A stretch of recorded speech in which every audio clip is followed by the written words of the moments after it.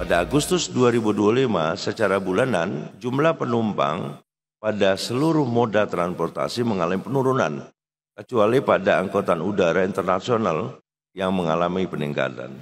Badan Pusat Statistik mencatat pada Agustus 2025, jumlah penumpang seluruh moda transportasi mengalami penurunan kecuali angkutan udara internasional. Kenaikan jumlah penumpang angkutan udara internasional ini disebabkan penambahan rute penerbangan. Badan Pusat Statistik mencatat pada Agustus 2025 jumlah penumpang seluruh moda transportasi mengalami penurunan kecuali angkutan udara internasional. Sepanjang Agustus 2025, angkutan kereta turun 9,02% menjadi 45,58 juta orang, angkutan laut domestik turun 15,52% menjadi 2,5 juta orang, dan angkutan sungai, danau, dan penyeberangan atau ASDP sebesar 4,09 juta orang turun 7,72% secara bulanan. Jumlah penumpang angkutan udara domestik tercatat 5,1 juta orang, turun 6,66% secara bulanan. Sementara moda transportasi angkutan udara internasional tercatat sebanyak 1,92 juta penumpang, naik 5,19% secara bulanan. Deputi Bidang Statistik Produksi BPS Habibullah menyebut, kenaikan jumlah penumpang angkutan udara internasional ini disebabkan penambahan rute penerbangan. Pada Agustus 2025 secara bulanan jumlah penumpang pada seluruh moda transportasi mengalami penurunan, kecuali pada angkutan udara internasional yang mengalami peningkatan. Jumlah penumpang angkutan udara internasional naik sebesar 5,19%. Mantuman, peningkatan pada mode angkutan udara internasional salah satunya disebabkan oleh penambahan rute penerbangan. Secara tahunan BPS mencatat terjadi peningkatan jumlah penumpang pada hampir seluruh moda transportasi, kecuali pada angkutan udara domestik yang mengalami penurunan sebesar 8,45%. Peningkatan jumlah penumpang tertinggi terjadi pada angkutan laut domestik sebesar 13,06% secara year on year. Jakarta, Tim Liputan IDX Channel. Komisi 12 DPR RI menggelar rapat dengar pendapat dengan Pertamina dan Badan Usaha SPBU swasta terkait kekosongan pasokan BBM dan keharusan SPBU swasta membeli BBM dari Pertamina. Komisi 12 DPR RI menggelar rapat dengar pendapat dengan Pertamina dan Badan Usaha SPBU swasta terkait kekosongan pasokan BBM dan keharusan SPBU swasta membeli BBM dari Pertamina. Dalam rapat tersebut, anggota Komisi 12 DPR RI fraksi Gerindra, Ramson Siagian mengaku khawatir citra Pertamina akan menurun jika Kementerian ESDM tetap memaksakan SPBU swasta membeli stok BBM dari perusahaan plat merah tersebut. Ramson meminta kelangkaan pasokan BBM di SPBU swasta jangan dibiarkan berlarut karena berpotensi menimbulkan keresahan masyarakat, khususnya di wilayah Jabodetabek. Kalau SPBU-nya udah ada sekian banyak, berapapun dia laku, ya harus disiapkan, diberikan izin untuk impor. Kalau nggak terjadi kelangkaan. Kalau terjadi kelangkaan, ini menjadi gejolak masyarakat. Hal-hal manajer operasional seperti itu sebenarnya di pemerintahan ini ada tingkatan presiden, ada tingkatan menteri, ada ke bawah. Seperti diketahui, kekosongan pasokan BBM di sejumlah SPBU swasta telah terjadi sejak akhir Agustus. Selain berdampak pada iklim usaha dan masyarakat, kekosongan BBM ini juga berdampak pada nasib para pekerja. Jakarta, Tim Liputan IDX Channel. Pemirsa, rencana penjualan BBM Pertamina kepada SPBU swasta menemui jalan buntu, di mana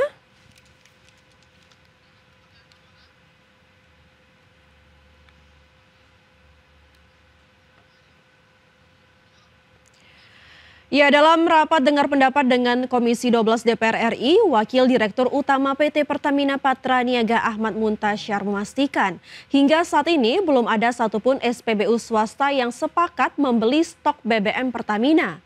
Padahal sebelumnya sudah ada SPBU yang menyepakati pembelian BBM Pertamina berdasarkan base full. Menurut Muntasyar, sebelumnya ada 2 SPBU swasta yang berminat untuk membeli stok BBM Pertamina. Kedua SPBU tersebut yakni Vivo Energy Indonesia dan BP AKR. Namun, kedua SPBU tersebut menarik kembali minatnya untuk membeli stok BBM dari Pertamina. Ahmad Muntasyar menyebut salah satu alasan para SPBU swasta belum bisa membeli stok BBM Pertamina lantaran kandungan etanol yang terdapat dalam base fuel milik Pertamina. Kandungan etanol tersebut yang dinilai menjadi kendala oleh SPBU swasta. Jadi tidak ada semua. Isu yang disampaikan kepada rekan-rekan SPBU ini adalah mengenai konten. Kontennya itu ada kandungan etanol. Nah, di mana secara regulasi itu diperkenankan etanol itu sampai jumlah tertentu, kalau tidak salah sampai 20% etanol, kalau tidak salah. Nah, sedangkan ada etanol 3,5%. Nah, ini yang membuat kondisi teman-teman SPBU swasta untuk tidak melanjutkan pembelian karena ada konten etanol tersebut. Di mana konten itu sebetulnya masih masuk ambang yang diperkenankan oleh pemerintah. Kementerian SDM mencatat penjualan Pertalite pada 2025 terus mengalami penurunan, sementara konsumsi BBM non-subsidi justru meningkat. Pergeseran konsumsi BBM ini diakui berdampak pada penghematan anggaran kompensasi Pertalite. Kementerian SDM mencatat adanya pergeseran konsumsi bahan bakar minyak pada 2025. Penjualan Pertalite terus mengalami penurunan sementara konsumsi BBM non-subsidi seperti RON 92, RON 95, dan RON 98 justru meningkat.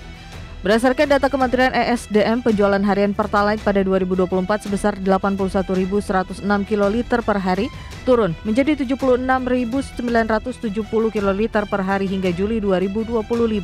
Angka ini setara penurunan 5,1%, sementara penjualan harian bensin non-subsidi melonjak 19,21% dari 19.061 kiloliter per hari pada Juli 2024 menjadi 22.723 kiloliter per hari pada Juli 2025. Direktur Jenderal Minyak dan Gas Bumi Laode Sulaiman mengaku pergeseran konsumsi ini berdampak pada penghematan anggaran kompensasi Pertalite. Besaran kompensasi Pertalite pada 2025 diproyeksi hanya mencapai 36,3 triliun rupiah. Kalau dikaitkan dengan besaran kompensasi, maka kompensasi Pertalite itu turun dari 48,9 triliun, diproyeksikan bisa terjadi efisiensi sehingga hanya menjadi 36,314 triliun, artinya ada efisiensi sebesar 12,6 triliun dengan adanya shifting ini. Pergeseran pola konsumsi BBM ini juga mengubah pangsa pasar BBM. Penjualan bensin subsidi diprediksi turun 1,4 juta kiloliter, sementara penjualan bensin non-subsidi Pertamina diprediksi naik 0,86 juta kiloliter atau mencapai 7 juta kiloliter. Jakarta, Tim Liputan IDX Channel.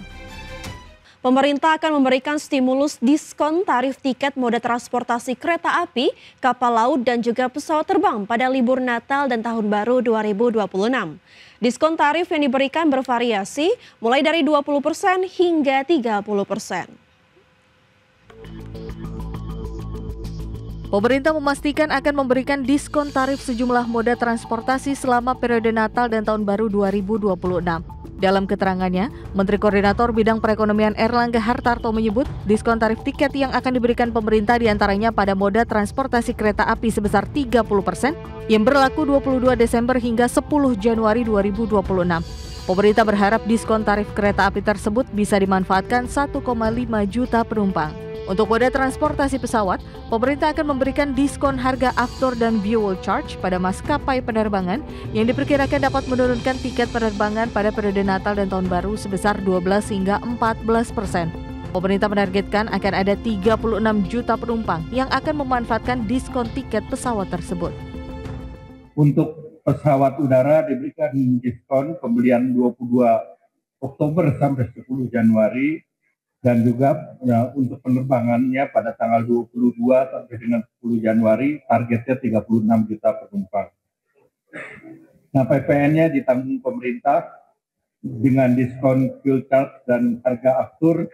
Nanti akan ada penurunan tiket antara 12 sampai dengan 14%. Sementara untuk angkutan laut yang menggunakan kapal Pelni, pemerintah memberikan diskon sebesar 20% dan pemberian diskon jasa pelabuhan pada ASDP yang berlaku pada 22 Desember hingga 10 Januari 2026. Jakarta, Ricky Anwar di IDX Channel.